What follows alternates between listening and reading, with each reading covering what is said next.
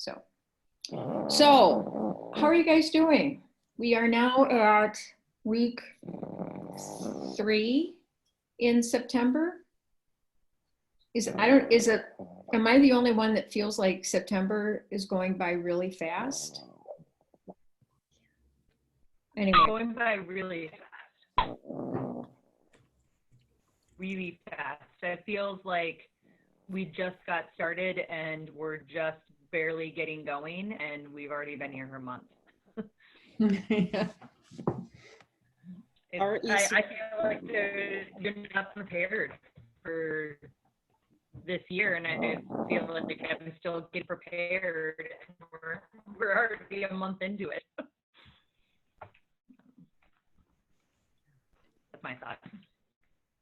It's been crazy the last few weeks here, and that's part of the reason why I haven't been able to join you, just because it's just too much. So we start our ECFE classes on Monday, and our connections, our 4-year-old programming on Monday. And it's overwhelming. And I feel like this weekend I'll spend time on content, because up until this point, it's all logistics. So. We started our 3s and 4s August 24th. Wow. So we started like that. Good for you. And we started this week. Say that again, Trina. Oh, we started this week with preschool programming, some in person, some distance, as well as our ECFE, some distance, some in person, all this past Monday. So it's been a very busy week. A lot of, just getting everybody on the technology and just trying to get things rolling. Okay, so give me insight. Give me, what do I need to know? What do I need to be aware of? What went well? What didn't go well? I felt like give me a heads up. It's all been going quite well. I think what I knew would be, and what is proving to be reality, is just a lot of just kind of hand holding through the different procedures and such, whether it's technology or it's how does it look when you are at school? How does it look when you come to your drive-by pickup for your distance learning information packet?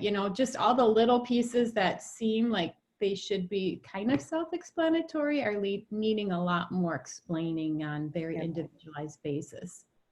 I would agree with that across our different. preschool. Yeah. Our preschool stuff, I would completely agree. It's very much because it's so different. Mm-hmm.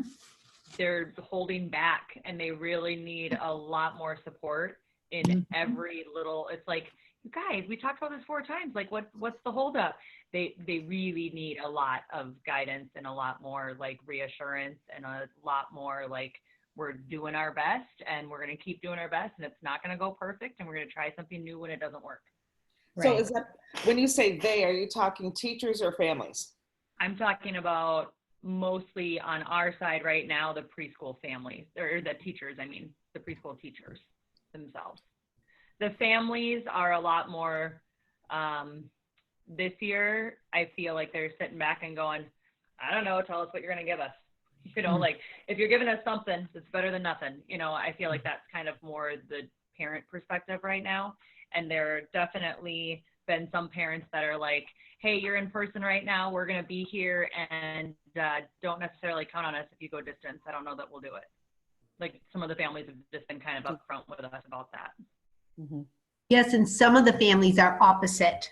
Your distance, but if you open up, I'm not interested in coming.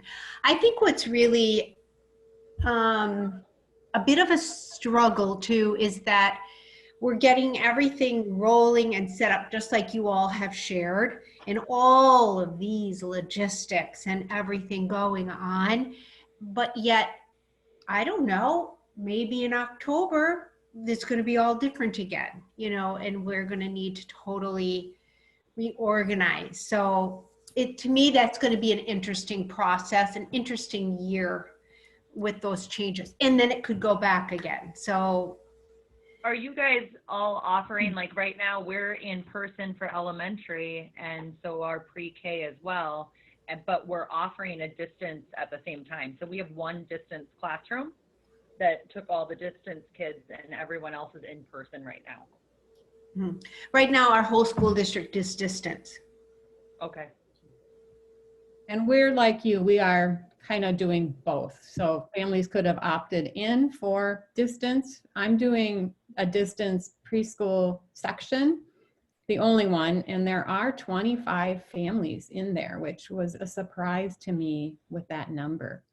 But that being said, never done it before, so Right. really using every bit of parenting education background that I have, as well as every tech skill I have, as well as every early childhood teaching skill I have to try to connect with families, because it feels like everybody needs a little something different. And so just trying to, and I should say it was a 3-4 combo group with several EL learners and several ECSE students. And so just a really big, diverse group, which was awesome. We did a drive-by parade, which I think was super helpful, just to put a face to who's this teacher going to be. There she is. So I felt that was really good for the families. But just so many new things. Our teacher doing distance did something like that, Trina, where she actually did a drop off at each student's home and dropped the stuff off, and then stayed further away from them and said, I just want you to see my face. Yes. Screen first. Yeah. And of course, Super helpful, I think. that or not too. Mm-hmm. Hi, Greta. Hi, Greta. Look at you, pretty in pink. You're Oh, styling, bold. girl. You're styling. I like the little scarf know. thing. Yeah, it's all pink, and so it needs a little pop. So there we go. Hi. Well, it's wonderful to see you. We were just talking, your colleagues were talking about how they've started the new year, and Trina was saying she's got 25, did you say, Trina, in her preschool class, and Karen is about to start, and so she was just asking the others for how it's been going and how they've been handling it. And it sounds that there are a lot of, like, parents are taking the agency to determine what's best for them. If it's offered in class, they'll try to go in class. If it's better online, and they've been open about that. And then, bless you all. I mean, it's just a matter of figuring out, and like Karen said, and then it could change, right? And so anyway, so you came in at a perfect time to lend and receive support. How's it going for you? It's going well. We start October 1st for ECFE. So we do have 2 classes, just outdoor things that were 3 sessions in September. One was Tuesday. We're doing, it's called ECFE on the move. And I had 8, and now on next week I'll have 10 that are coming with their strollers, and we're just walking for an hour and connecting, and they loved it. They were like, yay, we need to be together. So that was really encouraging. And then our other parent educator went to another park where she read stories, and she had 30 families show up. Boom. It's like they're hungry. You can tell they want to get together. So, but we just started that this week because we wanted to kind of get over the hump of getting kids off to their schools, so that they had a little bit of a time to do that and transition. I think it worked well. And I've got 3 classes with waiting lists right now. We started registration on Monday, so that's good news. It's hard though, as a parent educator, to see that it's only like 6 families. When you have to run into those numbers, it's like, shoot. And we've had a couple new families that want to register, but they can't because our classes are full. And I feel bad about that. So we're trying to figure out what else we can do. One strategy is we have 2 classrooms maybe, and then the parents come together in the parent ed room at, just going 2 rooms at the same time, and then we come together for parent ed. We're thinking about that kind of strategy. So we can have more families in and around. Yeah, so it's exciting. They have a preschool entrance yesterday and today, so that's going well. Small classes. They're trying to divide the classroom in half and have a pod over here and a pod over there. So we'll see. It's a game of playing it out. So yeah, that's all I have that it's off the top of my head. We did come, yeah. We've been doing a ton of screening, and that's kind of where my mind's been for the last couple of weeks. They've got like for our district, it's a lot, and we're doing it one person doing all of it, and so it's nice because we don't have a lot of other scheduled time for me to work if I didn't have screening right now. So that's good. Yeah. Cute. Thanks for asking. Good ideas. We had talked about it, about having to use the 2 rooms possibility as well. And we actually we closed down our Oasis library. I don't know if you guys have one of those at all, but we closed it to not let just families come into the little small space. But we didn't have another classroom. So we're like, if we have to extend, we're going to open up that space as a second classroom for us. Oh, yeah. Got to think outside the box right now. We're doing a on the lawn at our what's called Grace Point Crossing, and our housing for gradually aging individuals. I don't know what the appropriate PC word is, but anyway, so we're going to be on the lawn, and then they're bringing them. We're kind of between 2 buildings, and so people who have balconies can be on it, but then there's a patio where they're going to have some others come out on it, and we're going to have music, and we're going to do sidewalk chalk. And we're gonna have a circle time with and encourage them to do the finger plays along with us. And we're gonna make posters that will leave, so that when we go, they can in 24-hour time, whatever, put them up in the area. So that's a brand new thing we're trying. We'll see. That's gonna be in 2 weeks in September. And yeah, Cool. we're doing a once a month nature nuts that goes up to a city park the first Thursday in October, November, and December. I'm looking forward to those because we might be in sleds by the end and snow pants. So we'll see. But trying stuff, right? It's a matter of just trying and reaching people. Yeah, we don't have a brochure that went out this year. No community ed brochure at all. So we're having to do things through every other method we can think of, constant contact and the like. But so. Yeah. Where's everybody else? We ended up sending out a brochure and totally second guessing that idea because it's been very difficult to have, like you said, you get these different ideas, but we had to like put it all on paper and send it out, and now it's out there. So trying to add something else or change our plan or anything is going to be very difficult to do. So we ended up doing a lot virtual and only offered a couple of classes in person. And now I'm hearing some of your ideas and I'm like, dang, I wish I would have added a few of those. But we're having really low numbers too. So I think everyone's just really hesitant here right now to do anything. I legitimately have 4 parents signed up for all of our entire programming right now. Oh, wow, Melissa. Yeah. So it's a bummer. It's hard. It's hard to keep a positive frame of mind, right? When we're used to it being so different. Mm-hmm. Yeah. We don't have any. We are offering 2 virtual parent onlys, and nobody signed up for any of those yet. But we have 4 or 5 other classes in person that are full and have waiting lists. So it's just an interesting, yeah. I thought that virtual was the way to go, but I think everyone's sick of virtual. They want right now to be there until they get where they have to, like they might sign up later when there's no other choices. But right now, while there's other choices, they're like, no, I want to be there in person. So we'll see I that. think you're right. I think that depends on the community too. True, Melissa. For sure. Yeah, and last week we were talking about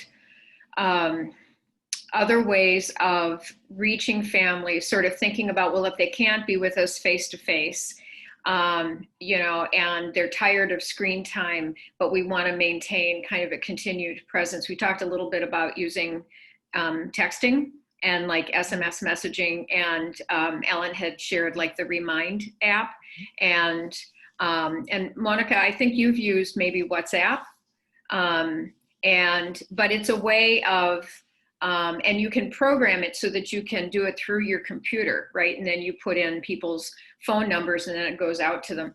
And so your number is protected, and then they opt in and they can choose whether they want it or not. But kind of the nice thing, and this builds off of the, you know, I know, what's a group, oh shoot, the policy group. Anyway, they were doing it. And I was part of a texting group with like for Somali moms in healthcare, but it's a way of staying present, and everybody gets their phone, right? But rather, and it's not interactive, but it's like sending those messages of affirmation, you know, and you can do this, or, you know, take a breath, or, you know, until we see you, you know, until we can be outside again or whatever. But that's one way, you know, because I do think that as parents are swimming and trying to keep up and everything, you know, that they want to be there, right? They would love to be able to do virtual or some way to stay connected. But my guess is they are zoomed out, or they can't share the screen at the same time because the computer's being used or whatever by their kids, or the tablet's being used, and you know, multiple reasons that they can't, but they still need that sense of connection and connectivity to you guys. And so that's just, you know, one small way of doing it. Are there, Monica, have you used WhatsApp or Remind? I use Remind, but actually I didn't learn it that well. I didn't even know what it looked like on the other end when they got, you know. Okay. So right now we're just looking with our team. We're going to be actually linking to the Outlook calendar. Even if it's a Zoom meeting, we're going to put that link in the Outlook calendar. And you can, I think also in the Zoom, you can have those reminders built in. So then you don't have to worry about that. But I still do emails, I do WhatsApp, I do Parentopia, which you need to figure out now what Parentopia is going to be like for us. But yeah, it's all of the above. We cannot just trust one, right? Way of communicating. Right. How are things going in St. Paul? So right now we are divided up into teams, and it's been a little bit frustrating the process for registration, because people got put into a placeholder for courses that were not there. And then they divide us up into teams now, and then we are looking at all those preferences for families and creating classes based on that. So it's taking a lot of our time. Even like right now, I'm here just for a little bit because I was just off a meeting, and I have another one at 1. And I'm going to be zoomed out. And we had a 2.5 meeting, you know, just to understand how the registration is going. But right now we have quite a few families registered. We did a lot of phone calls, one-on-one, you know, talking to families. A lot of loss for the site structure that we had, because now they are not attached to the staff necessarily from those sites. So, but we are moving forward, and we're going to have many, many classes for families, morning, afternoon, evening, drop-ins, for the parents to drop-ins, virtual home visits. So a whole bunch of different things that will be creating for families. And it's all free, right? It's all free right now for families. Is it all free? Wow. Yes. Great. So you are not at Belvedere. You are just wherever you're Zooming from. Right now, I'm in 3 to 5 year old team. We are creating programming for these families with the kids on this focus. Okay. But I might have to go teach a birth to kindergarten, because their team is like, you know, swamped. So I might have to do a birth to 2 class, depending. Probably not. More likely on the birth to kindergarten. But there's families that are frustrated and they wanted to be together. They wanted to have some sense of continuity. So that's not there, but they try as much as they can to put families together if they wish to, but it's Have, hard. have your classes started in St. Paul yet or no? No, next week. Next, same as us. Okay. So right now I have to go and go on Alio and see the classes there and send the emails with the invitations and all that stuff, create Mhm. those Zoom classes. Yeah. We were just noticing that some of the information, even how to get on Parentopia, was sent out through a constant contact email, but that often ends up in people's spam folders. Oh. And so I'm just sending out an email from me. Now my email could easily go in their spam folder too. So, but hopefully if they get a couple of different ones, they'll pay attention. And they have, what I've noticed is they're starting to come on to Parentopia now. So Yeah. it helped to do an extra one. Yeah. So for Parentopia, Susan, eventually we're gonna have to talk to you. She put on a timeline that probably in 2 weeks, we're gonna be thinking about the platform that we're gonna be using. But most likely, maybe you'd like to have a 3 to 5 year old platform. Yeah. Then we can have our 3 to 5 year old classes and the content that the teachers will be creating for early childhood teachers can go in there and stuff. So Yeah, the advantage of having experience with a platform is this, it's like you've lived in the house, you know where the rooms are, right? You know what how you can live in the house. And then when it's like, now we need to move a new family in, or we need to change, like that structure, the house isn't going to change, right? Right. So Parentopia is Parentopia. So it's more of a matter of the conversation of how to use it in a way that meets the change needs. So if it's not by site, it's still, you can still have a Parentopia site, but you just call it something else.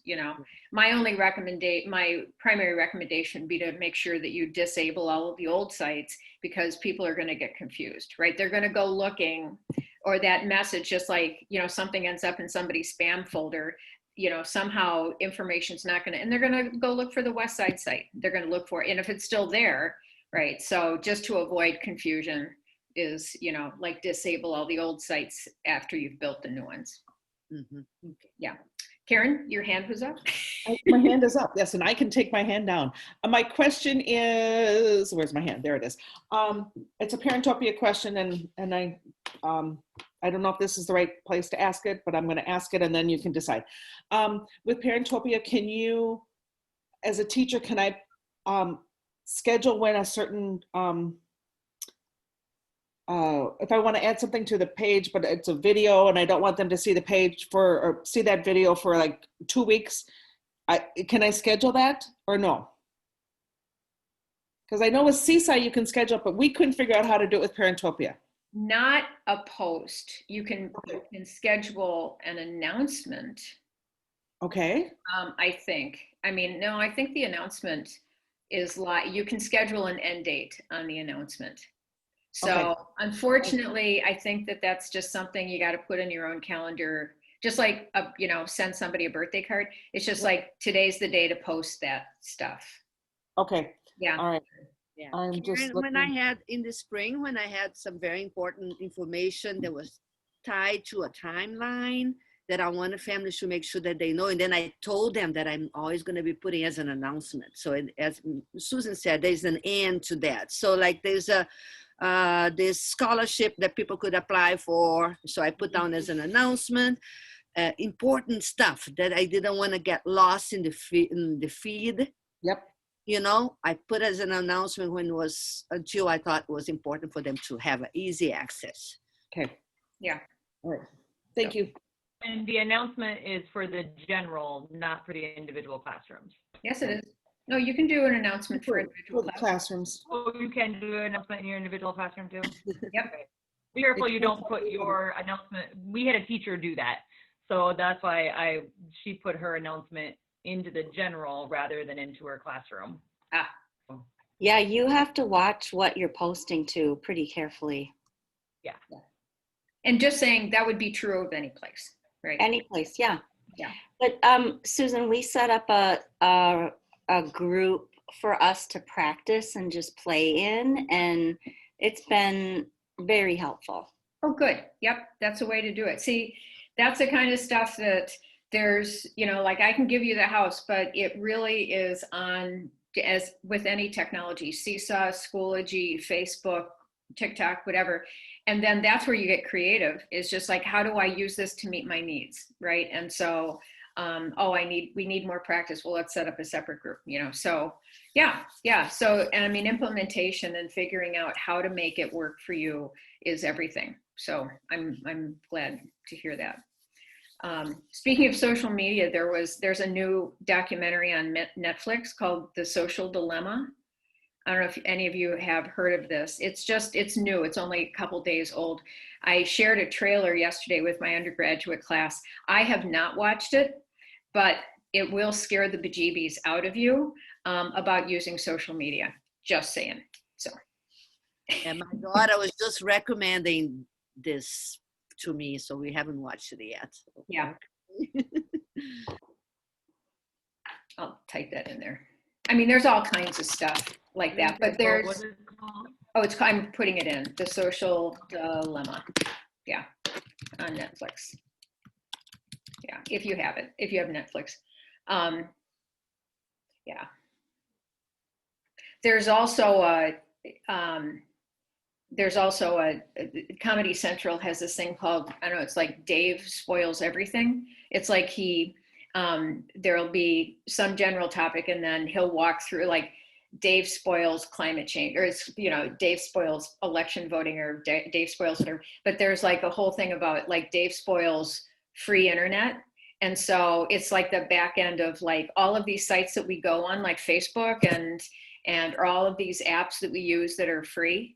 And like what you're actually paying for, like all of the data that is being collected about us and the privacy that we're giving up and things like that. So not to get off on a tangent, just saying, word to the wise, it's always good to understand kind of the consequences of our technologies when we're overly dependent on them.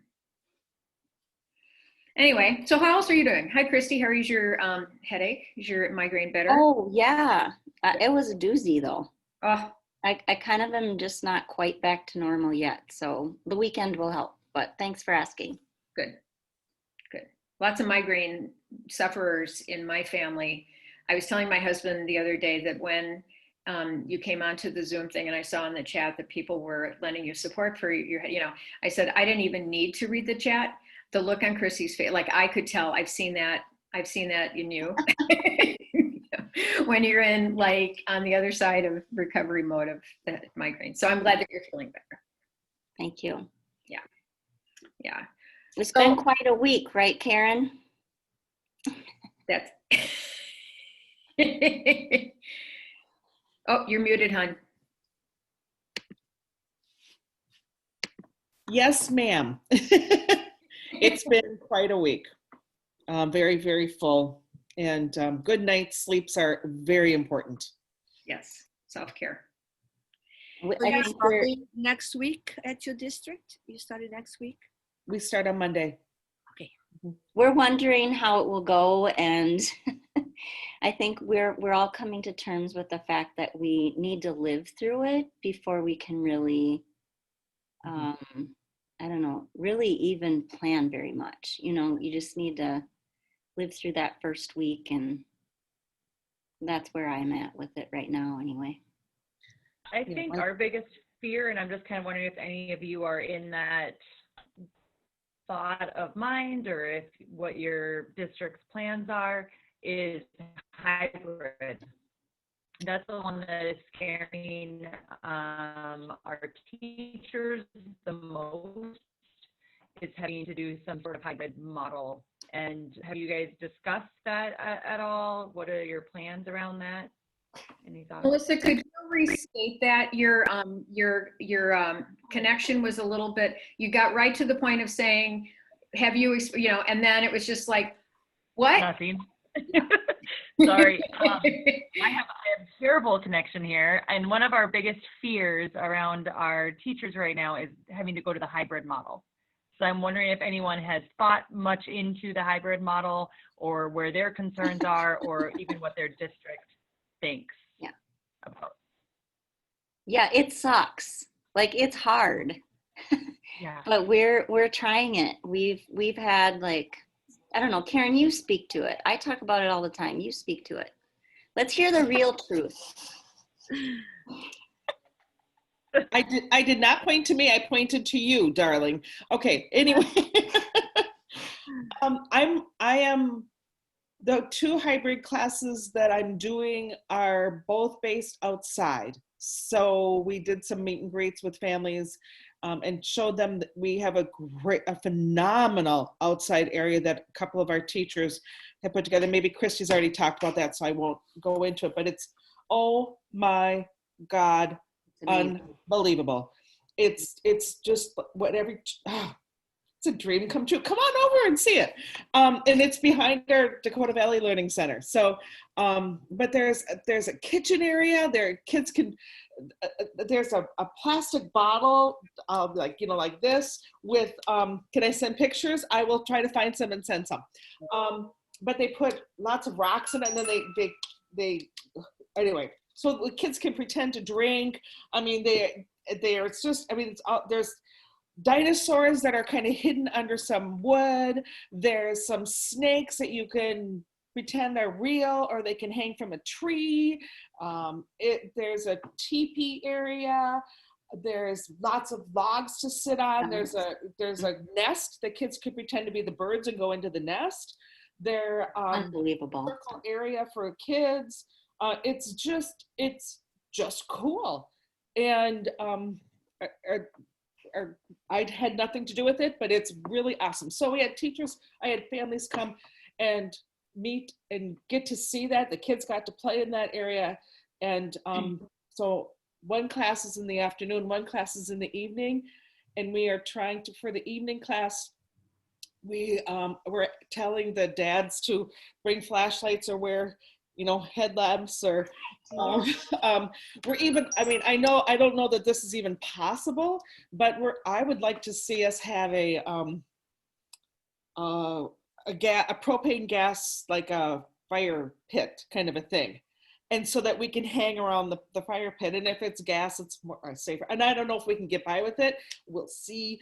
But that's a wish of ours. Yeah. So there's little fairy gardens. There's like a benches in, like, we have this sort of wooded area. Like, it just happened to be, we got this piece of land actually that the district already owned. And we were like, how are they ever going to put this building on here? Well, we had all these drainage problems. So they built a rain garden for the drainage problems, and rocks covering, like they put drain tiles under there, and then like this huge rock thing over it. So it's our rock river. Mm-hmm. Yep. And we have this natural garden area, and we have logs across the river and little like stump pathways across the, like, there are a couple teachers that just went to town on it. And it really was just authentically like 4 teachers who said, we want to do this, and they went to town on it. It's just unbelievable. So what is the plan for winter with the hybrid classes? Monica, there's no such thing as bad weather. There's bad clothing. Bad clothing. Bad weather. No. We're not going to hearing that for 34 years. Let's just do a field trip to your place in Brazil, okay? But, Karen's talking about our in-person class. You were asking about the hybrid, and we have, I'm teaching a conscious discipline class that has 3 families coming in person and 1 family zooming in. And some of our classes have 4 families in person and 4 families zooming in. And that's what I meant by it kind of sucks. And we're going to have to live through it, because imagine facilitating on Zoom, but facilitating on Zoom and facilitating people in person at the same time. And we have them up on our smartboard, and we've had 3 tech practices now to just do like camera angles and sound. And we don't really know how it's going to go until we try it. But my class is on Monday, so I'll be one of the first people. And But- your and then- preschool classes are doing the same thing then? Preschool Like, is you- doing cohorts. So they're like, our district has a Monday, Thursday, Tuesday, Friday cohort, and preschool is following that. And then they'll also have seesaw material, and we're doing take-home materials too. So they have activities at home. And then we had a demand for 100% virtual preschool. Like, I'm the parent ed for 100% virtual threes class. Like, I don't know what to do with that. And I have the 4s. And Yep. she's got 4s. So we had a demand for that. We have very small groups otherwise, though, but that was high demand. We're even doing our family literacy program in a hybrid, and Karen is heavily involved with that. And we just don't really know what will happen. We're just doing our best. Well, in St. Paul, we have several sites, right? And right now they're all closed. We don't even have access to our sites without asking permission to get in. Like right now, there's a Google Calendar for my site that I can maybe go in and say I want to, and our badges don't even work to get in a building. We have to ask permission to get in. Wow. And then in St. Paul, the pre-K to 12, it takes priority. And with them, facilities is looking at what it will look like for the pre-K 12. And then we're gonna know if you have any space left over for ECFE, the ones that are in the school buildings. We only have 2, one of them being mine, that's this, which used to be elementary school, and now it's a building where we have ECFE, Head Start, which is having in-person classes. Mhm. And we have 4 classrooms in the hallway where we would be ECFE. So our site is it's most likely that we could go back in hybrid, and we lock.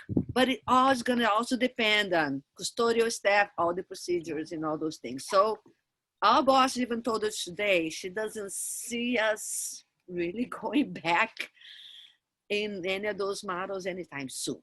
So, and we just don't know. So what's happening to your funding then? Like, We are offering classes online. oh, We are just online. Oh, I'm sorry, I going missed that. online. And then if we had to go hybrid, it's going to be a very small percentage, because as we survey families, most of them just want to do online. So we just don't know. That right now we have to plan for the online, and that's probably how we're going to stay for a long while. Are families creating bubbles of their own or pods? And I'm just thinking of outreach, of how do we connect with families, and maybe if we know that they've got a bubble or they've got a pod, that we say, okay, well, would you like us to stop by, or how can we support your pod? I mean, is that doable, possible, needed, random? I just know that myself personally, I don't want to be going in person. I don't either. I want to go hybrid. I'm just already even sending to the district the ADA form saying I want to continue online only. My husband's older than me, and we're just like, we're not gonna do that. So it's hard. So anybody with ideas for your first maybe icebreaker or something that you're gonna do with your families on that first meeting? That's what I'm working on this weekend, Monica. Call me. I will. I wish I was there. I'm not quite there yet. We have till the 1st, so I'm a little later than you guys. So I liked Ellen Hafner's idea of creating a quilt, a patch quilt, and having them fill out a patch and with whatever kind of questions you think that might be engaging and create connections, and then putting it up on she has a bulletin board that's open. I thought that was a nice idea. And then people could look and say, oh yeah, I'm feeling the same way, or oh, that's a great idea. I hadn't thought of doing that. So I like. Greta, do you remember, it seems like when Ellen talked about that, there were like 4 things Yeah, there is. I think I have them written down. Do you want me to find them? Please. I have Put on the Yeah, I end these meetings and then it's just like, oh, why didn't I write that down while she was talking? So yeah, if you would, because that was a really terrific idea, and I just remember they were great and they were very representative of kind of what families were. I think, well, I got a couple of them. She said, one word that describes your family, one wish you have for your parenting, or maybe it's not even parenting, maybe it's for yourself personally. And then I think she talked about something you do to relieve stress. I thought a stress reducer Do for yourself? for So one yourself word that you that use. describes your family, one wish for your family. A word and a wish. Yep. Maybe it's a wish for your family. That'd be beautiful. Yeah. I thought it was something about personal, like stress reducer, or I did with my families on Monday that did the stroller walk. I asked them to talk about one thing they're doing to reduce stress and one of their happy places they like to go, whatever that looks like, something like What that. was the first question you said, Greta? A happy That place. you used? The happy place. The one that I use for the Yes. strollers. Yeah. I asked them to share something they do to reduce their stress, and then a happy place. Where's a happy place they like to go, or what does it consist of? Yeah, and just share between moms. They seem to like that too. I don't have the fourth one though, Susan. I'm sorry. We'll have to ask her. You just gave 4 for me. I'm good. Oh, perfect. Okay, good. I know. Okay, good. Yeah. Karen, what was number 4? I have one word that describes your family, one wish you have for your family, one thing you do to reduce your stress, and one happy place you like to go. There you go. Oh, okay. And then I'm thinking, I suppose if there's something you're going to display in your room, Karen, maybe you could even do something like, what's one hope for this class? Or what's one thing you're looking forward to out of this class? Yeah.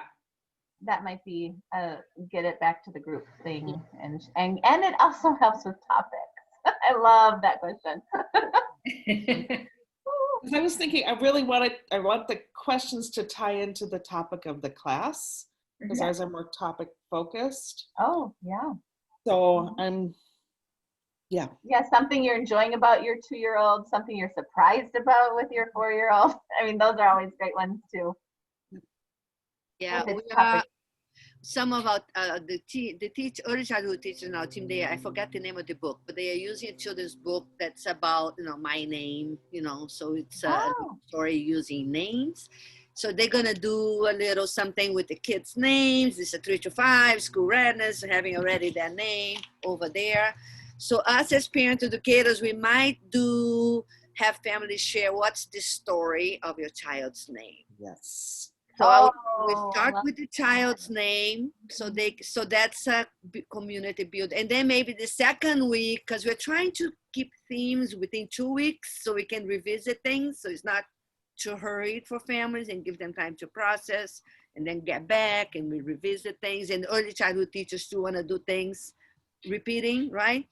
So I might do what's the story of your name the second week. Hopefully by then they'll have, but I like these other ones. And I also like in the beginning to ask them about their wishes, right, for the class.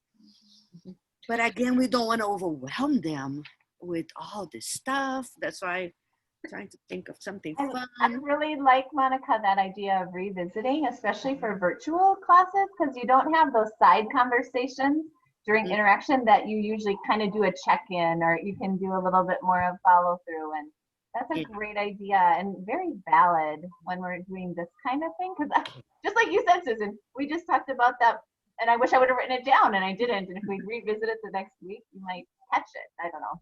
So if you're asking these questions in a Zoom classroom, which is different than a hybrid or in person, how would you do that? Would you pose all the questions and just have people go around in a circle, or how would you do that? There are a lot of things that I need to learn about Zoom, technology-wise, that I know that's available just by participating in the summer, in classes. And says, oh, I need to do those little polling things. I need to do the little surveys, the whiteboard thing. Oh, I need to learn how to do that. So there's a whole bunch of things that I still need to learn. And the breakout rooms, I had to practice that. We need to use breakout rooms because that's a small group structure that we are used to, right? And I really enjoy that when they put me in small groups, to talk about, a topic. Not this next week. No. I'm not going to No. be. We So haven't one of the had time things to plan. We are just starting to think about planning today. But next week, because we're busy calling families and rest. Yeah. I mean, that's what we talked about at the very beginning when people were joining was Melissa and Trina, and I think they've started already, and they were saying that a lot of it has been logistics, like putting so much time into the logistics that, but you need to, right? I mean, for somebody that works with technology and I'm putting together the workshop and stuff, I mean, it's a lot because you also know that void that happens when things start to fail, when technology fails or there's confusion, or because especially virtually where you can't see necessarily people's faces, you don't want them to drift away. In a classroom, you can see disengagement or if they have a, like a worried look on their face, like, oh, Greta, did you have a question, right? And so, so the more of those logistics that you can nail down, it does give you that at least a little bit of confidence to move ahead. What I was, Monica, one thing that they did at our, the one thing I've learned from a department meeting, actually kind of a nice technique when you've got a number of people on Zoom. One of the, like even today, so Karen went like this and she meant like Christy was below her. But Christy might not But be below her. Christy was not below her. She's over to On my screen, it was Michelle, right? And so you can't do the, people aren't sitting in a circle. You can't do, let's go across this way and then to row 2 because that all looks different. So one of the things they did in our faculty meeting, because you can see people's names, was like if you're doing the story of your child's name, then you finish and then you call on another person. And so then I would finish it and I would go and I'm going to ask Greta to share hers. And then that way, and I can, if I don't know who these people are, I just scroll my little mouse over and I see a name.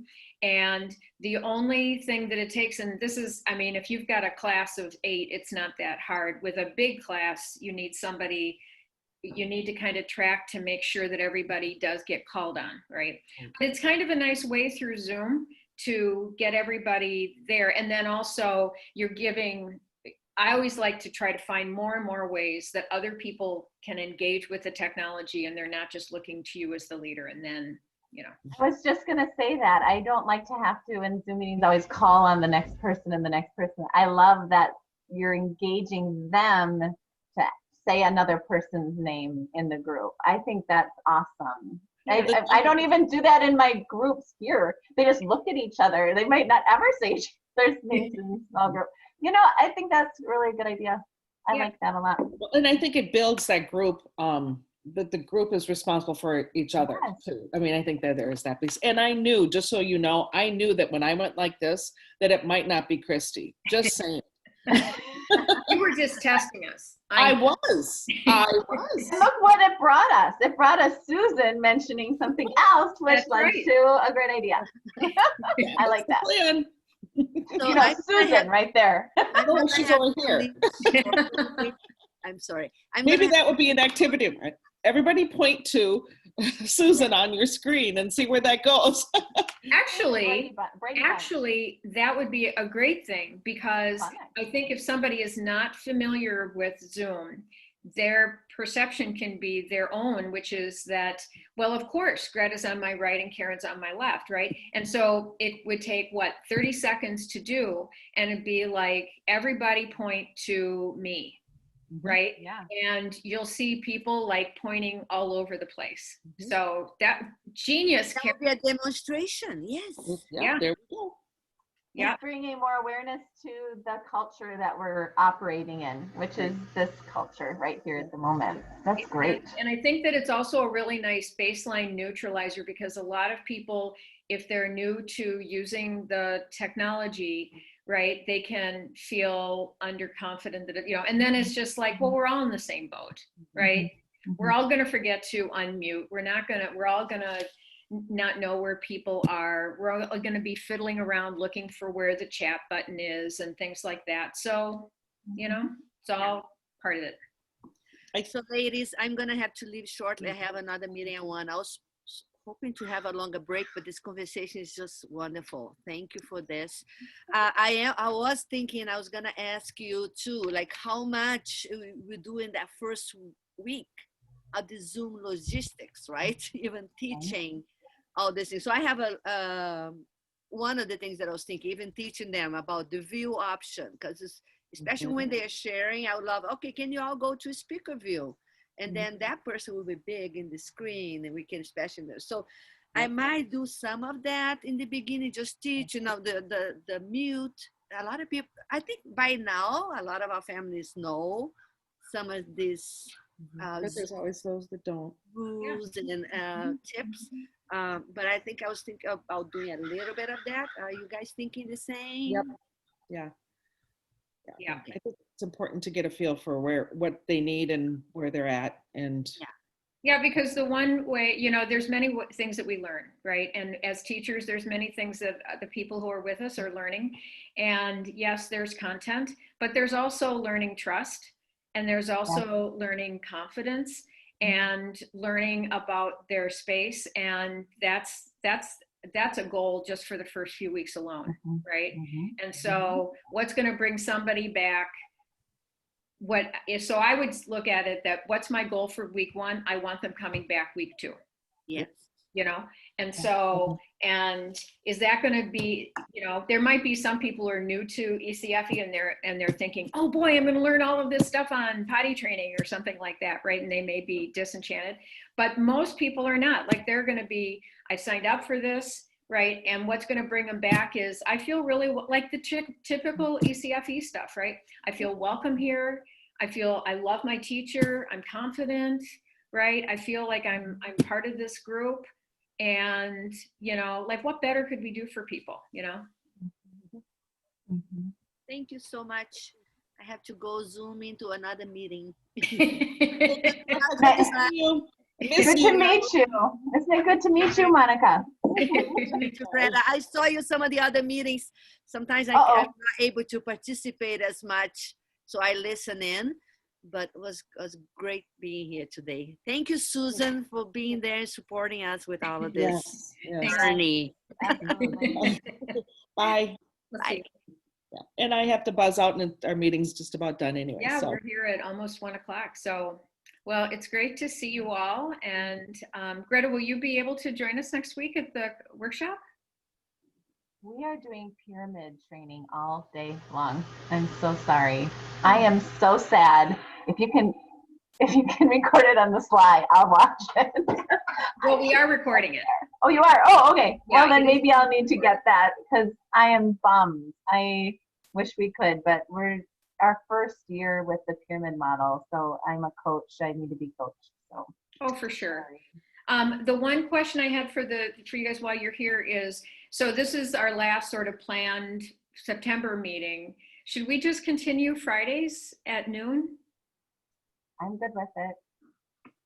Well, it works for me, but I'm here, so. We get to vote. Well, it was, I hate to keep sending out surveys and stuff like that. I mean, the people that I heard from the majority, the biggest red line that I got was, Fridays at noon. And I think consistency is important for people to remember. And Susan, I would give a few people a few weeks, because we're starting up and some people are really busy at the moment, maybe getting ready for Monday or the next Monday, right? So I think once we kind of get into a routine again, it would be nice to reconnect and say, hey, how's it going? What's working? More ideas. I think it's good to be consistent. I would Okay. agree with you. Well, we can certainly, I mean, after the workshop next week, we can continue for the next few weeks on Fridays. We'll Yeah. just extend the Friday thing. And then that's great. Then I'll just do a check-in and see if we want to stay on Fridays. So, hey. And first and of all, who knows middle name. who's going to join after next week? We might have another huge group joining us, which would be awesome. Thanks So- for making this happen, Susan. I appreciate Absolutely. it so much. Oh, well, Thank you. my pleasure. This is great. I'm excited, and I'm excited for next Friday. So, and thank you, Karen, for volunteering your time. So, I just have to I have to spend some time checking out the emails and everything because I have not paid attention to it. So that's my goal this weekend I apologize, but I will. you'll be fine. So, Hey, Karen, something personal. Last Yeah. time I was with you in person, you had your foot. You were working on healing your foot. How's your foot? I can walk. I can talk. Yeah. I do not use my scooter anymore. My ankle is very stable. So I am good. in a much better place. Thank you for asking. Yeah. Well, it's so fun, to see people you've met in another arena, and then here we are, and it's like, oh, I know her. In fact, Michelle Michelle. Bershine, she was my supervising teacher when I was doing my parenting classes like 28 Wow. years ago. Way to go, Michelle, in case you're listening. I'm still here. So, anyway. Cool. All righty. Well, Okay. good. Thank you. You guys have a good weekend. We'll see you for sure next Friday. yeah. And Greta, good luck with your pyramid training. Thank you. Appreciate it. Bye. Bye, guys. Okay, bye.